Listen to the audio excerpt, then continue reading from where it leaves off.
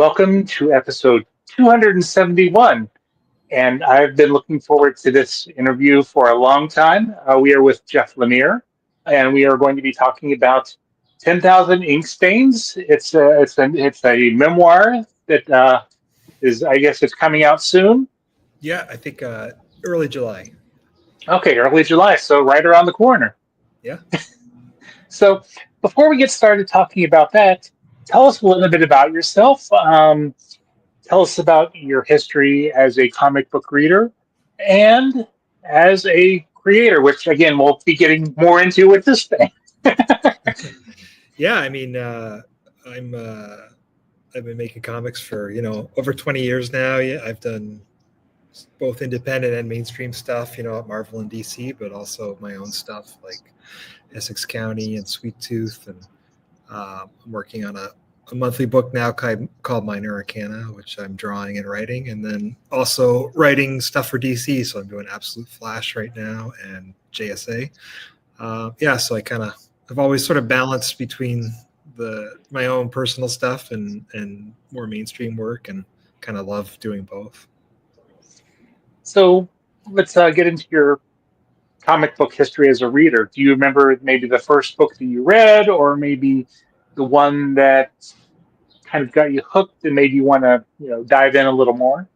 Yeah, the first one I can remember, I don't know if you remember these, but back in the 80s, they used to have DC would reprint a lot of their Silver Age stuff as little Archie Digest size things in the grocery stores. And I remember getting some reprints of the Justice Society stuff as the first one that I can remember, and I was pretty young.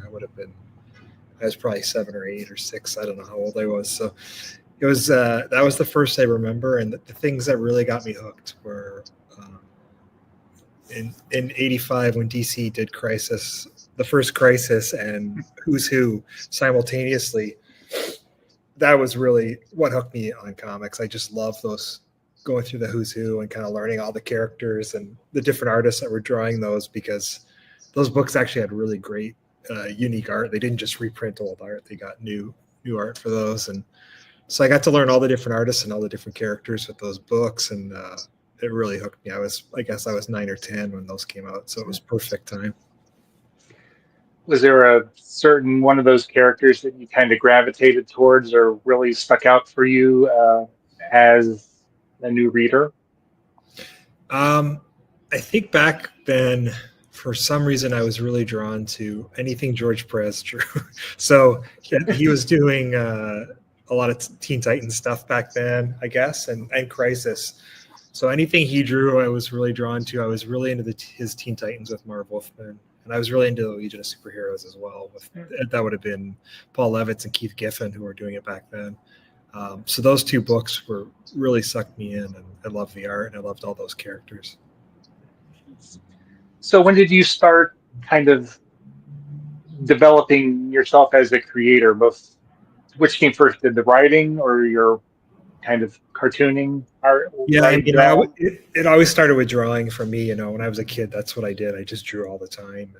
And, as I got a bit older and finished high school, I really loved comics and really loved drawing, but this would have been, the mid 90s. There weren't any post high school programs for comics back then. There are now, but back then it wasn't a thing, so there was no real path towards trying to make comics or find any sort of work in comics. It was, especially me, I grew up in rural Canada, so I didn't know any other artists or any other creative people. It just seemed very unrealistic. And but they did have there was a film program here in Toronto that I ended up going to after high school. And I always loved movies too.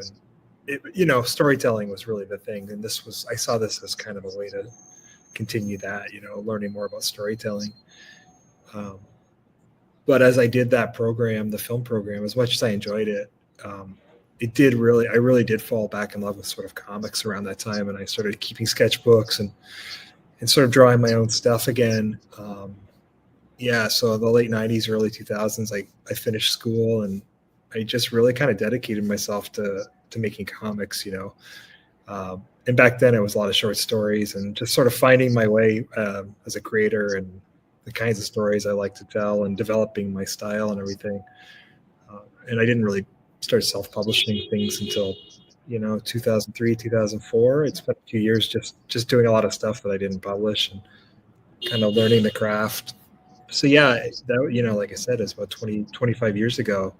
And that's really where the memoir starts, the 10,000 Ink Stains. It's sort of that period of me being done school and wanting to make comics, but not really knowing how. And just sort of the book follows that journey of those early years right up until the present day.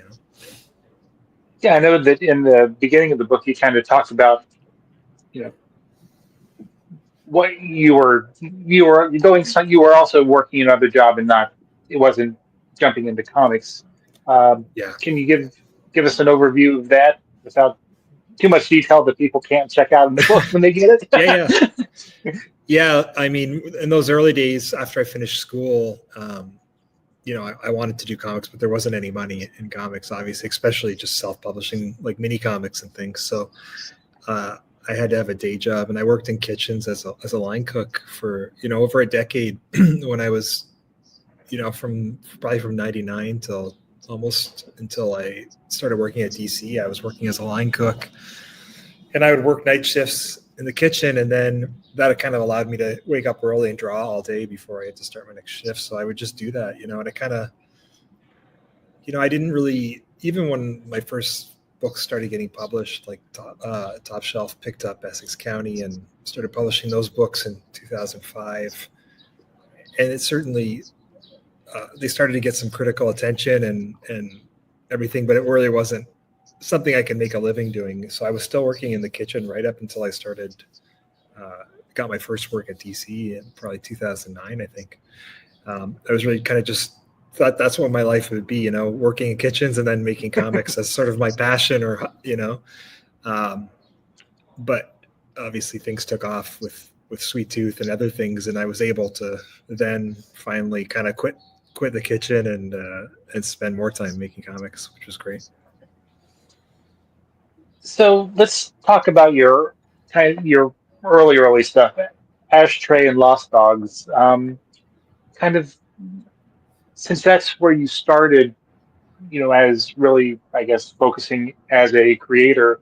Tell us a little bit about those projects for those who may not be familiar with them.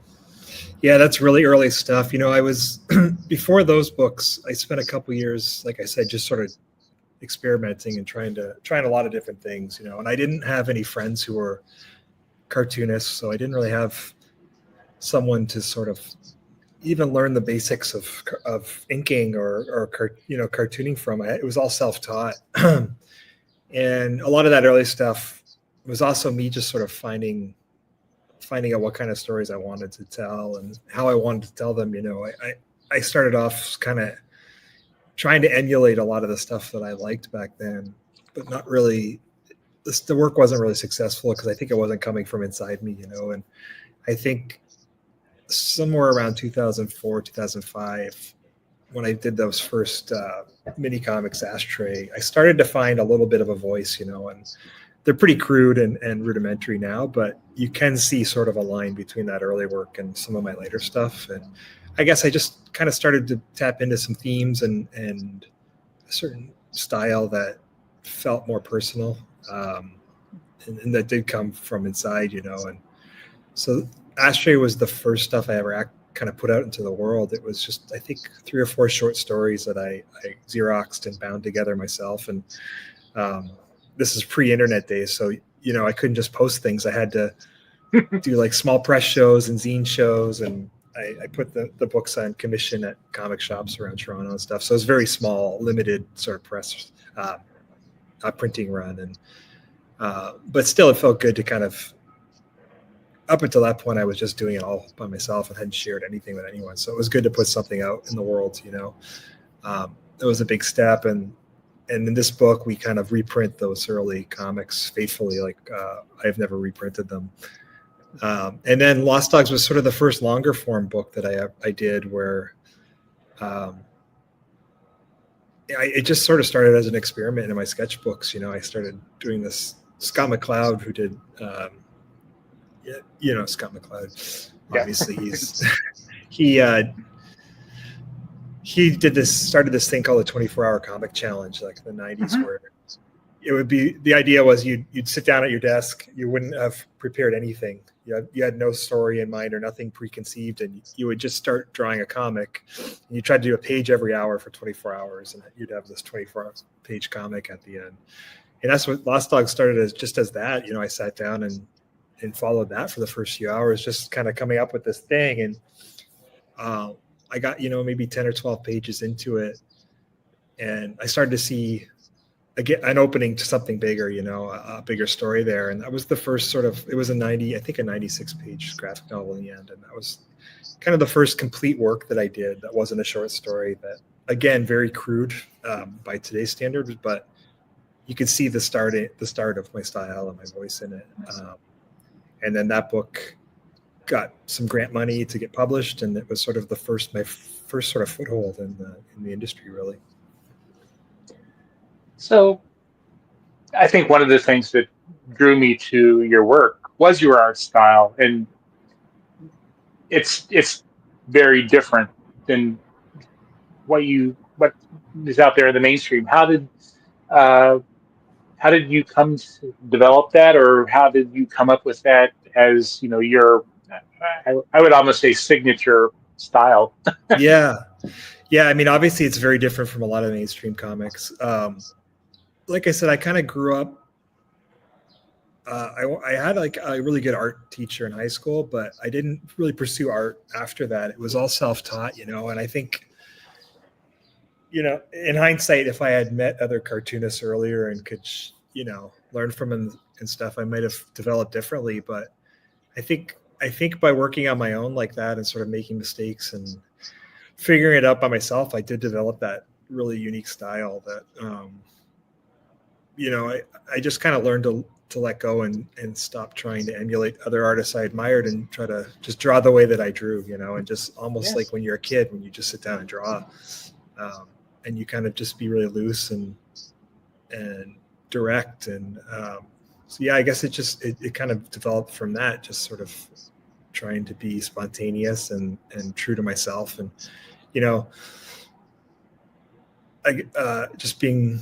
I always knew that I wasn't the world's greatest draftsman, but I knew that I could kind of convey emotion and energy with my work. So I focused on that, and that's really where it sprang from. So Essex County was your big break into the industry. And it's a very slice of life type of story. What were the origins, and what made you want to tell that story? Yeah. Well, when I did Ashtray and Lost Dogs and the stuff before that, I was really, I guess I was kind of still hadn't really found my voice. I was starting to get a foothold into it, but hadn't really found it. And I was still kind of doing genre stuff and trying to emulate stuff I liked, like Vertigo comics that I liked growing up and other things, which was fine. But at one point I just kind of knew I needed to try to do something more personal. And I took a step back, and after Lost Dogs, and just sort of decided to tell a story about where I grew up and sort of the people I grew up with, and just do something that was a little more honest and a little more pulled right from, my life. And in doing that and kind of getting rid of the pretense of genre and trying to tell a story and actually just telling my story, I guess, it freed me up. And I think I really found my voice for real with that book, and it was emotionally very raw and honest. And I guess it resonated with a lot of people. So that's kind of how I've approached everything since, even the genre stuff. I try to put as much of myself into it as I can and be as honest as I can with it. And it's kind of worked so far. But yeah, it was really an attempt to kind of step back and do something that was much more grounded and much more from my real life. Now, you said that the characters in Essex County were pulled from your life. Is there any that in that story that you pulled from your own personal experiences? Little bits, but I think a lot of people presume it's autobiographical, Yeah. and to some degree, some of it is, but really, it is fiction. It's more the place and the feeling of the place that is the real thing. It really is set where I grew up, but the characters are often exaggerations of people I knew or combinations of different people, and even some of the things that happen in the book are pulled from my life, but I often changed things or combine different events. So it's not direct autobiography, but it is really very much inspired by my life and the people I knew, rather than a direct retelling of those things. I think that one of the first works of yours that I read and really made a big impression on me uh, was Underwater Welder, and I think I found it at the time when my wife was pregnant with our son. Mm-hmm. Uh, let's talk a little bit about Underwater Welder and its origins, and you know, Yeah. So yeah, I had done Essex County obviously already, and I think I had started working on Sweet Tooth. I'm not sure about that at the time. Some of those those projects kind of blur together around back in that time, but it would have been about 2008 or something, and yeah, I was kind of looking for my next sort of follow up to Essex County, something that was more personal and literary, and like you, my wife and she was pregnant at the time, and I I think that book really sort of, it started off as sort of my fears and apprehensions of impending parenthood and what that would be, and then as I was working on the book, my son was born, and everything shifts, and all that fear goes away, and it becomes the most wonderful thing in your life, and you can kind of see that journey in the character, because it was happening to me in real time, and the whole setting, the underwater welder and the oil rig and everything, that came from, I was still working in kitchens in like around that time or right before that, and another cook that I was working with in the kitchen mentioned to me one night his brother was training to become an underwater welder, and I'd never heard of that before, and it just like set off a spark in my head, just that idea of these guys with the helmets deep underwater, like with like flames in their hand. It just seems so weird and surreal, and it just evoked a lot of imagery in my brain. So there's something about that stuck, and then when I was working on this book, it seemed like a great metaphor for sort of the pressures of life and of impending parenthood,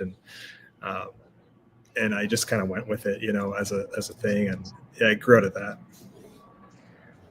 I think another reason why that book, I guess, is so important to me is because I lost my father when I was in college, and then with the whole impending becoming one myself, that's why it kind of hit really home for me. So yeah, it's very much about that cycle of fatherhood, and it's not just about the character becoming a father, but it's also about his relationship with his own dad, who he's lost. And so yeah, it really is the my big father son sort of book, and about the multiple generations and the things we carry forward. And yeah. So. and when you were writing the the father with his father, was any of that, did you pull from your experiences with No, your not really. parents, or? My dad had a really great relationship growing up, and he was very present in my life, unlike the character in the book. But I had other friends, and you see those other sort of experiences people have with their parents and fathers. So it wasn't hard to pull from other things that I'd seen. But yeah, that was another example of something that feels very autobiographical, I think, but it wasn't. But I think, yeah, there was enough of myself in it that it felt personal. So let's talk about Sweet Tooth now, because that was a great run. Was It's now on Netflix as a live action.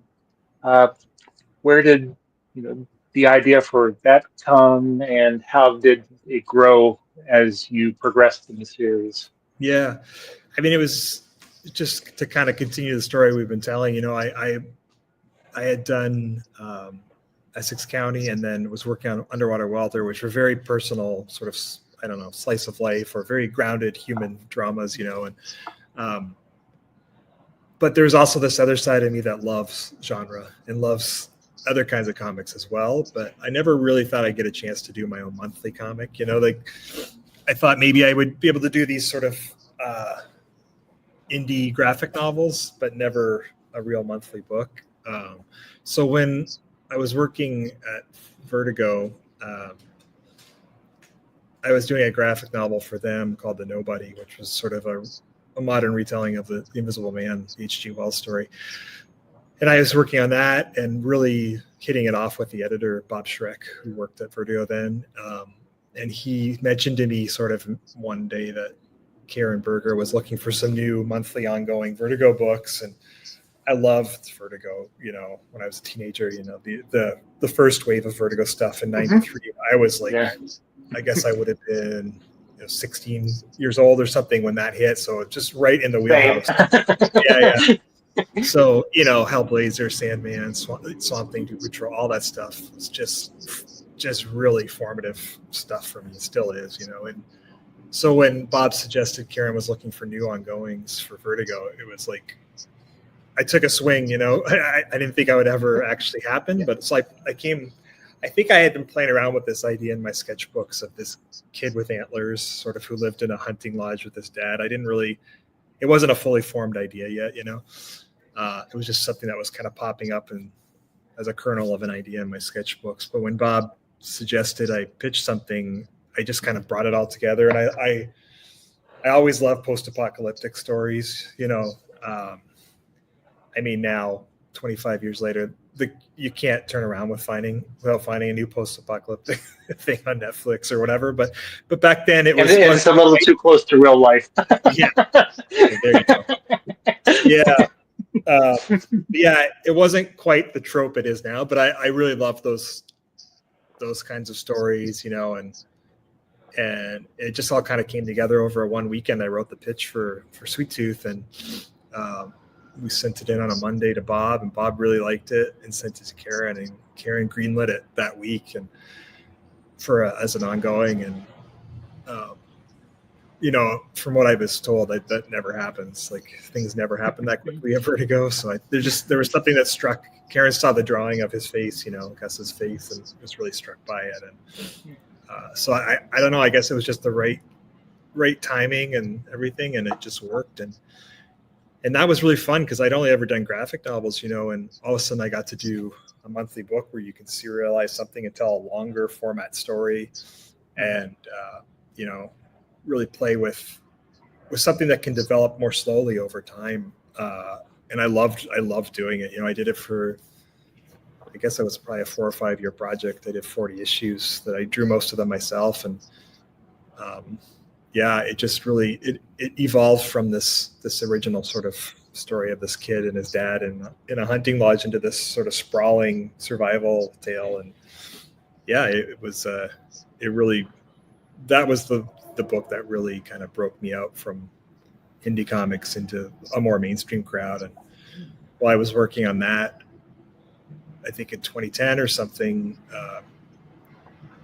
Dan DiDio and Jeff Johns kind of were fans of Sweet Tooth and brought me over to start writing stuff for DC proper. With Scott Snyder was doing American Vampire at the same time. Like, he kind of brought us both over to try to pitch some stuff for DC, and that opened a whole other sort of avenue for me, a whole other side to my career where it wasn't just stuff that I was writing and drawing myself, but now I could also write stuff for other artists. And that allowed me suddenly to do more than one project at a time, because you could only, when you're drawing something, you don't really have time to draw more than one book at a time. Right.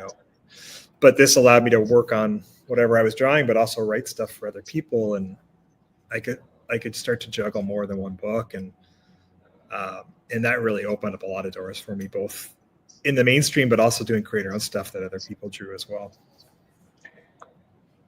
Yeah, and we'll get. I want to cover your you know DC and Marvel stuff, but how did coming from a create as a creator who writes and draws, how did that help you uh, transition into someone who's writing for someone else to draw? Yeah, I think there were, it's easy now to see in hindsight the mistakes I made and the things, but I think there were real positives to it, but also some negatives at the beginning. I think I had never written a script for someone else to draw. That was a completely new idea to me. And I think the very first thing I ever did was a backup story in Adventure Comics of the Atom. And they were just 10-page stories, but I think those original scripts that I wrote, I was so used to drawing things myself that I was very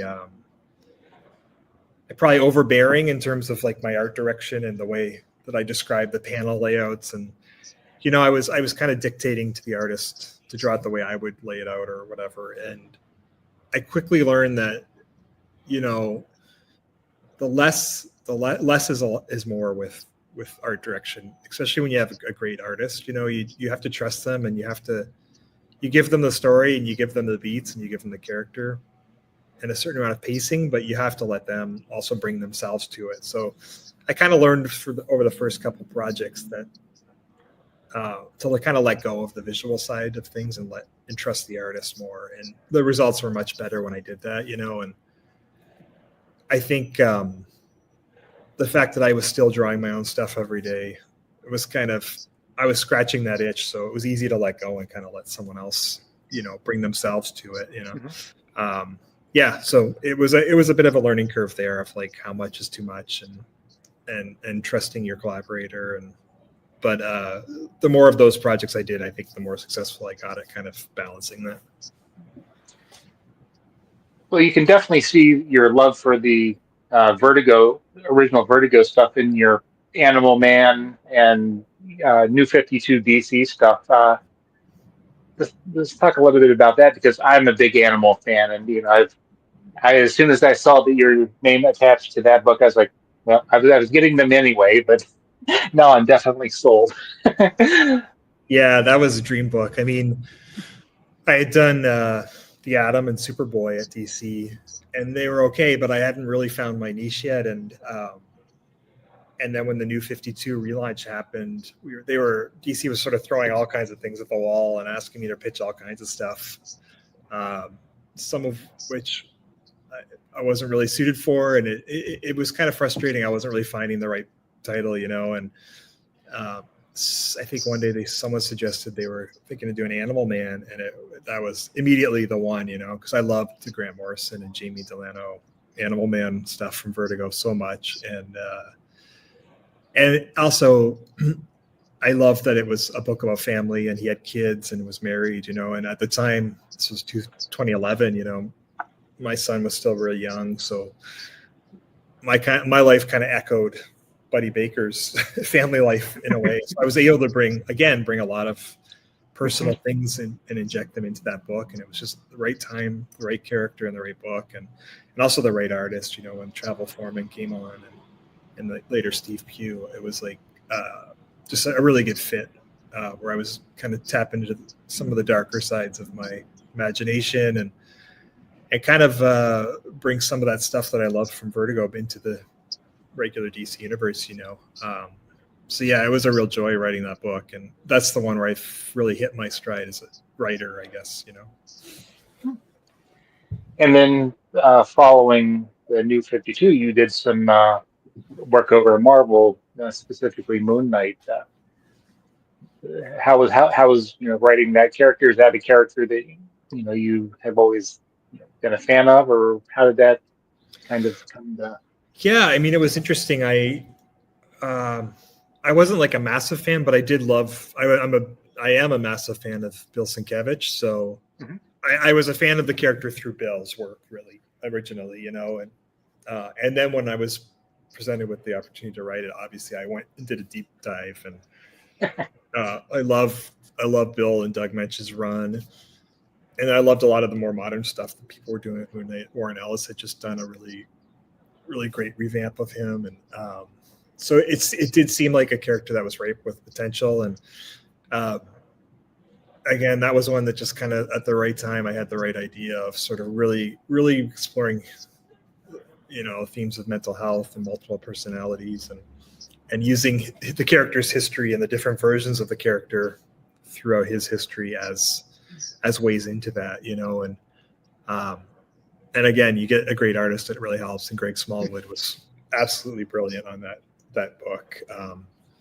So yeah, that was a joy again to write that one. Some, when you're doing the mainstream stuff, the company owned characters, it can be hit and miss. It depends if everything kind of lines up. You get the right editor, the right artist at the right time. It can be really a joy, and it can really feel almost like a creator-owned book, and Animal Man and Moon Knight certainly both had that vibe and that groove where it felt very personal, and it felt like you were just doing one of your creator-owned things, even though it was this character with a great, established history. And currently, you're once again kind of on the leading edge of what the DC universe is doing. You're currently writing JSA, and you're writing Absolute Flash. Let's talk a little bit about those books and kind of your approach to those, seeing how they're. Well, JSA is a classic team feel, and then Absolute Flash is a different version of the classic character. Yeah. It was weird. I had been mostly doing creator-owned stuff, for the last decade or so. And then around, I guess it would have been like 2022, 23, a lot of the creator-owned stuff I had been doing was coming to its natural conclusion, at the same time. It just coincidentally, a lot of the series I had been working on were sort of ending. And I found myself kind of at a crossroads where I had just finished a whole bunch of creator-owned stuff, and I didn't really have the energy to dig back in and build a whole bunch of new creator-owned books right away. And that's, DC approached me to work on the Absolute line and some other things. It felt like a great and very comfortable place to return to at the right time, where I almost needed a break from creator-owned stuff for a bit to recharge my batteries. And I love those characters, and I love that world of DC. So it felt like kind of going home a little bit and a comfortable sort of time to do it. And they're both almost the exact opposite, those two books. JSA is has the longest history of any superhero comic, really, and is 10,000 characters in it, and it's steeped in continuity and all that stuff. And then Absolute Flash is like a brand new universe with no continuity, solo character. He's a teenager, as opposed to these 80-year-old characters in JSA. Right. So doing those two books was great because they don't, you're not mixing ideas, they're very, very separate from each other, and you can kind of have very separate kind of ideas for each of them. But it's been really fun working on both. I love the Golden Age characters are always my favorites at DC. So getting a chance to do them, I really did want to do something that felt like a classic old school superhero team book, and maybe put a little, strangely enough, kind of put less of myself into the characters, less of my voice, and kind of honor the characters themselves and their history, and just kind of do something that felt really classic. And then Absolute Flash, again, almost the opposite, where it's like a blank slate, and you have this new version of Flash that's untethered and doesn't have the history or the continuity or even the legacy of previous Flashes to live up to. And even though he's a teenager, I could put a lot of myself into that book and really deal with some things I was dealing with personally, and kind of, so both books have been very different, but very fun to do. I've really enjoyed both. And getting back into your creator and stuff, I know that I see that you have explored a lot of different genres. As you said, you like a lot of genre. I mean, Black Hammer is like a superhero genre where you have your Justice League analogs, and then you have your sci-fi with the Cinder and Plutonia. Yeah. Is there a genre that you haven't done yet that you think you have a story that you want to tell? Yeah, you know what? The one that kind of struck me a year or two ago, or maybe a couple of years ago, was I hadn't really done a lot of crime stuff. I'd done sci-fi with Dustin. We'd done Descender and Ascender. I'd done a lot of horror, with Andrea Sorrentino, and um, but I hadn't really done like a crime book, something that's a little bit grittier and noir-esque. So that's still something that if I get the right take, I'd love to do something. I love Brubaker and Phillips and what they do, but if I could find my own way into doing some of that kind of genre stuff, that would be fun. And I do have some new stuff I'm developing now that is a bit different. Dustin and I are going to launch a new ongoing book at Image next year that it kind of pulls from a lot of different genres. It's a bit of fantasy, a bit of Western, and a bit of sci-fi all mixed together in this new one. So yeah, you're always kind of looking for kind of new corners to explore for sure. Mhm. So, talking about the book itself, as you were working on putting it together, was there anything as you were looking back that you kind of, I don't know what was it like looking back, at your past works and kind of getting them ready to talk about them here in the book? Yeah, I mean, it was interesting. I tend to be the kind of person that doesn't really look back. I'm always on to the next project, right away. And when I finish something, I kind of move right to the next thing and don't look back that much. And I never reread my old work or really look at it that much. But it did there was an interesting point when 2 or 3 years ago when I started working on this where, I think coming out of COVID, we all were sort of kind of taking stock of our life in a different way. And so I was no different. And, I had a couple things going on in my personal life that were sort of like a new step. And it just felt like the right time to kind of take a breather and sort of look back on everything, because I put out a lot of comics in the last 25 years. And it was kind of cool to kind of take stock of things and sort of, as much as anything, kind of think about what would be next. Sometimes you have to look back and see what you've done and kind of find the story there, So I sort of looking back on each book and thinking about where I was in my life when I was working on everything, you start to see like your own story there, and it kind of gives you a better idea of what you can do next, So, yeah, it was really interesting and really kind of informative, I think, moving forward of things I want to do and things I want to focus on.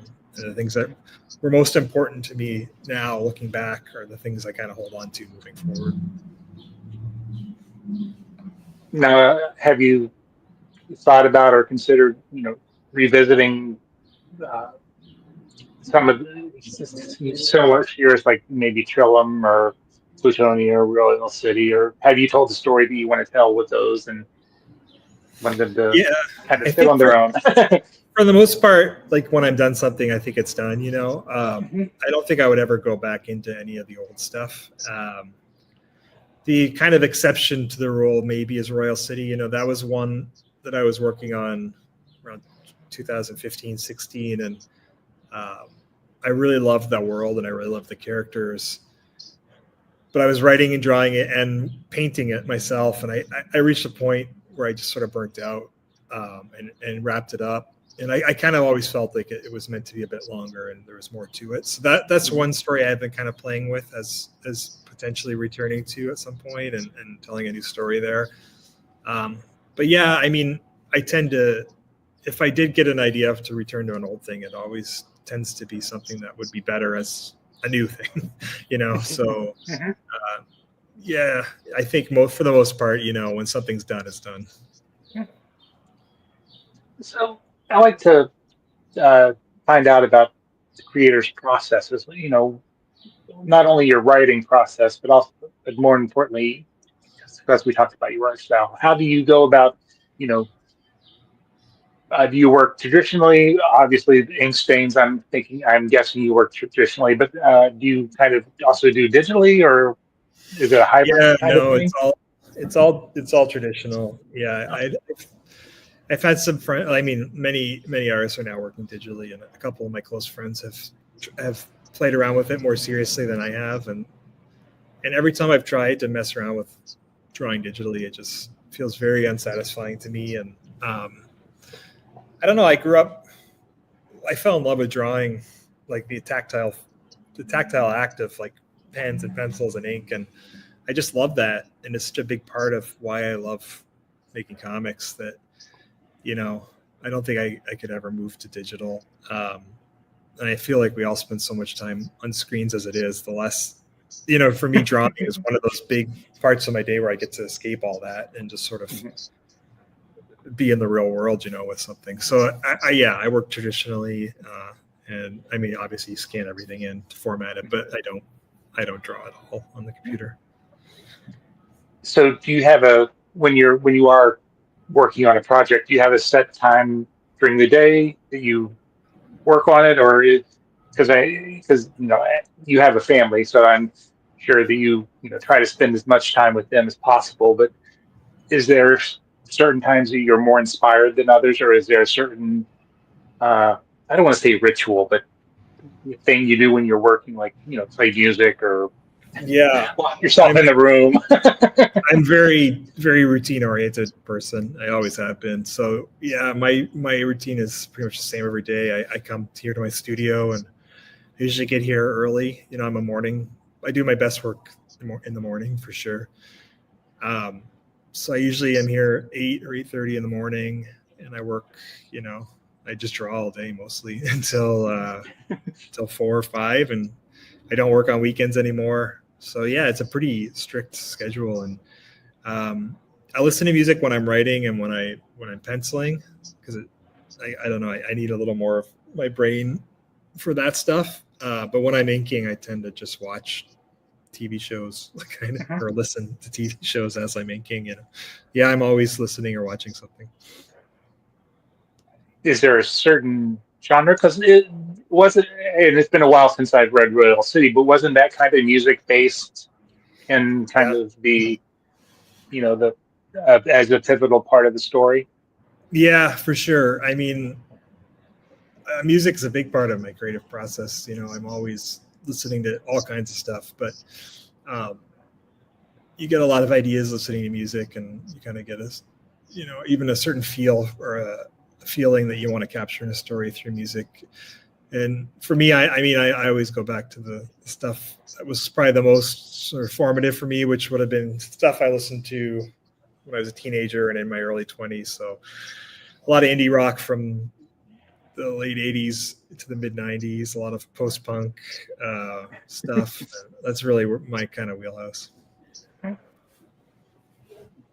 So you've kind of mentioned as we've been talking some of your creative inspirations, but who are there any other creators, be they comics or in other fields of you know like literature that kind of inspire you or Oh, yeah. Yeah, there's so many. I mean, in comics, it's endless because I've been reading comics since I was so young, and there's so many different artists who have influenced me at different points, in my career. And Mhm. I a lot. Some of the people I always go back to in comics, definitely Dave McKean is a big one. Cages is a huge one of my favorite books, and I love Seth's stuff. I mean, there's so many cartoonists I love. In terms of non-comic stuff, yeah, I'm a huge David Lynch fan. I think anyone who follows me online knows how much I love David Lynch and all his films and his. So he's a big influence. And I love. There's a lot of musicians that are big influences too. Like Nick Cave and Tom Mhm. Waits. Yeah, there's so many people. And then in literature, I really like all kinds of stuff. I like a lot of science fiction. I love William Gibson, and I also love Murakami and David Mitchell, and I don't know. I'm always trying to pull from all kinds of stuff, so not just comics, right? So, if you had the opportunity to give your younger self, one piece of advice, what would that be that you know now that you wish you knew back then? I don't know. That's a tricky question because, I think you almost wouldn't want to. For me, anyway, I wouldn't want to change anything. Even the bad parts or the mistakes you make and stuff are all kind of got me to where I am, and I really love where I am. So you don't want to change too much of it. But I think the one, I talk a bit about this in the book. When I was younger, especially in my late teens, early 20s, and I suffered from a lot of depression and anxiety and stuff, and there were times where that almost kind of stopped me from doing this, and so I think one of the reasons I talk about it in the book is hopefully, if there are younger people out there who are suffering those things, they can kind of see that you can kind of learn to live with that stuff and overcome it and still sort of achieve the stuff you want to do, and so I guess I would just let my younger self know that you will get through that, and things will be okay, and not to give up.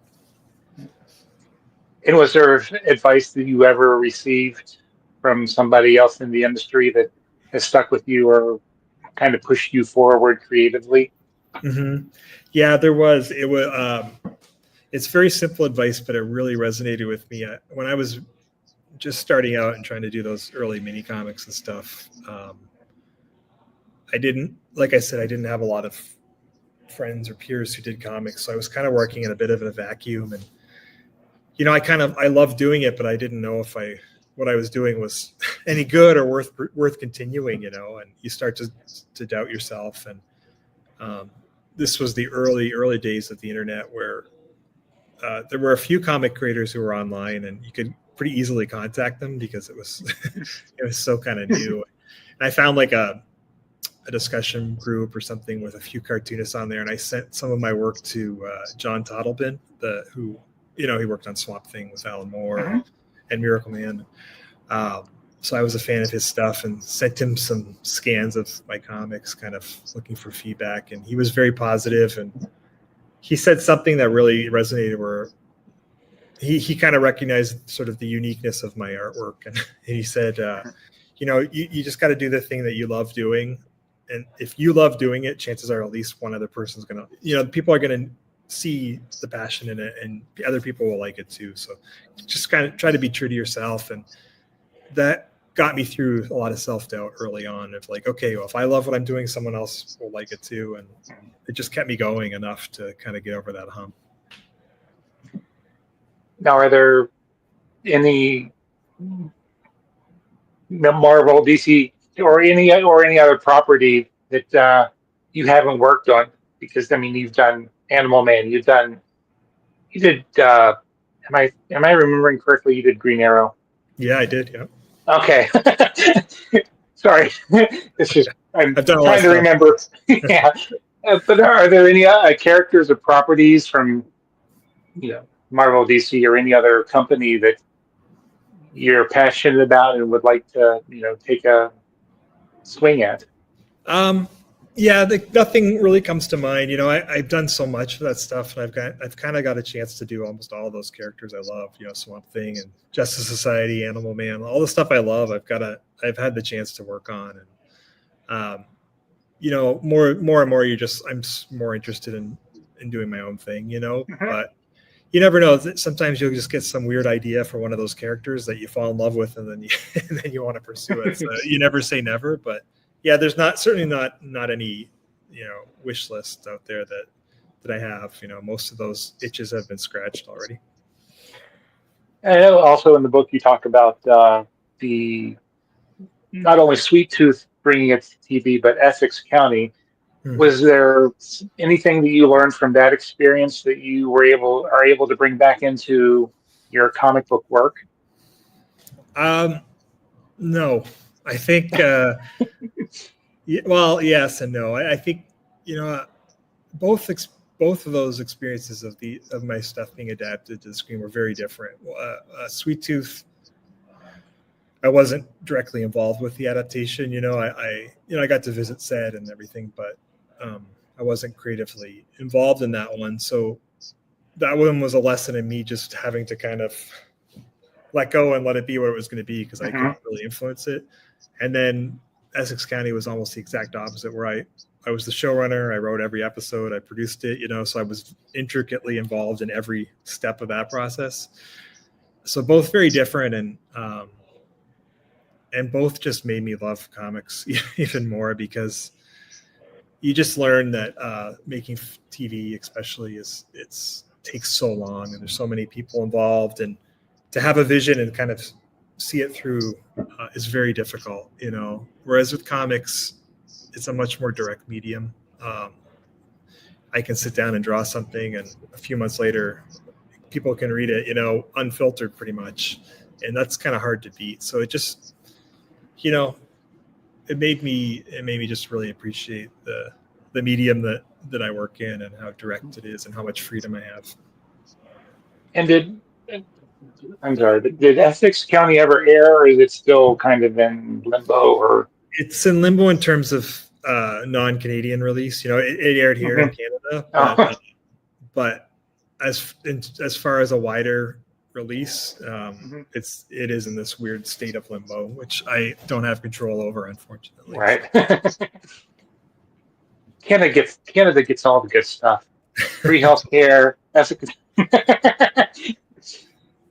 So, as we kind of wrap up here, you're currently working on Absolute Flash and JSA, but you're also working on Minor Arcana. Kind of give us an idea of what that's about and where the story is going.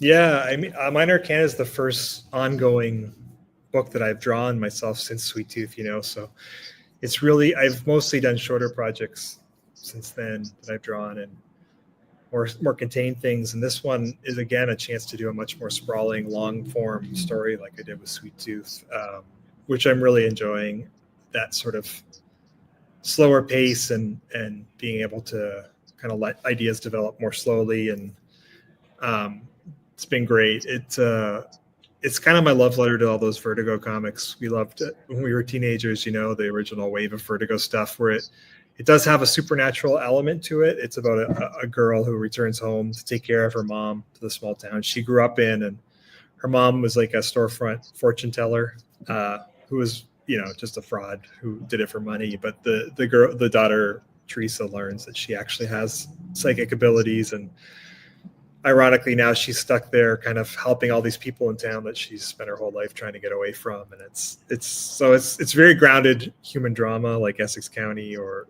Underwater Welder, but with this sort of supernatural spine to it. And it sort of explores tarot, and everyone in the town kind of represents a different sort of archetype from the tarot. And it's been really fun to work on. And who's the publisher again? Is it? It's Boom Studios. Boom. Okay. Yeah. Okay. Yeah. Is there? What's the difference between working with Marvel or DC and say Boom or Dark Horse?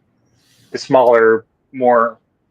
Yeah, I mean, it's hard to paint them all with one brush, because you can have different experiences within those companies. I've had experiences at Marvel and DC where I didn't have as much control over the thing, and it was frustrating. But then I've also had really good, positive experiences like Moon Knight or Animal Man that really felt smaller and more in my control.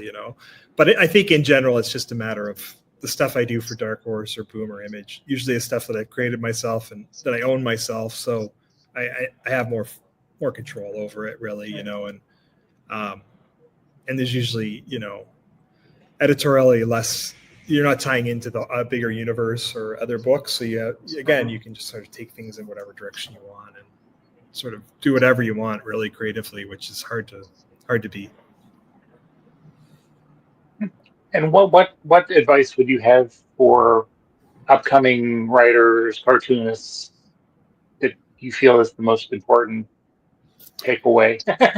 I think just to be yourself. I think more and more, comics sometimes try too hard to emulate what's going on with film and stuff like that. And the more you can do things that are really personal and really idiosyncratic and reflect your unique personality or unique style, I think the more it's going to resonate with everyone. And I think even if you have a style, a storytelling style or a drawing style that you don't think is commercial or mainstream, don't let that stop you, because I think if anything, I'm proof that you can still succeed by being yourself and not changing. And people respond to that. I guess it goes back to what Toddlebin told me. If you love what you're doing and are really truly enjoying what you're creating, it's going to resonate and find an audience. So are you planning on doing any conventions this year, or? Yeah, I'll be at San Diego in a few weeks, I guess 3 or 4 weeks now.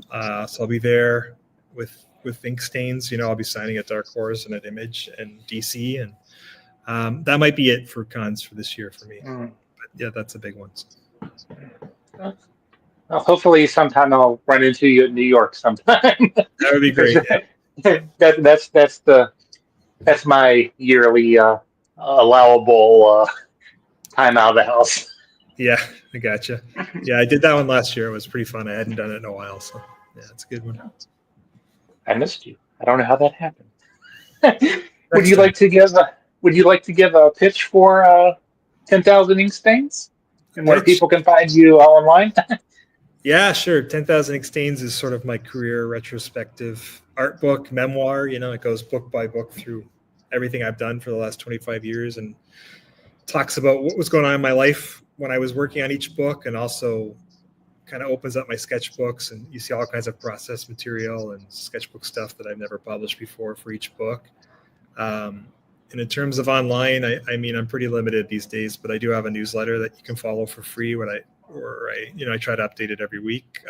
You can find it, I'm sure, with a quick Google. But other than that, I'm sort of limiting my online presence right now. It's probably for the best. But I want to thank you for taking the time to chat with us. Again, it's been an honor and I can check this off my interview lists.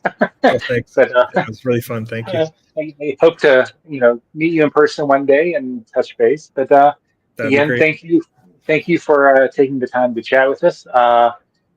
As my co-host would sign off saying, the world can be a horrible place these days, but do something nice for somebody. Buy it, support local artists, support local businesses. Just don't be a dick. And we will be back with another show in the coming weeks. So again, thank you very much, and enjoy the rest of your day. Hey, thanks.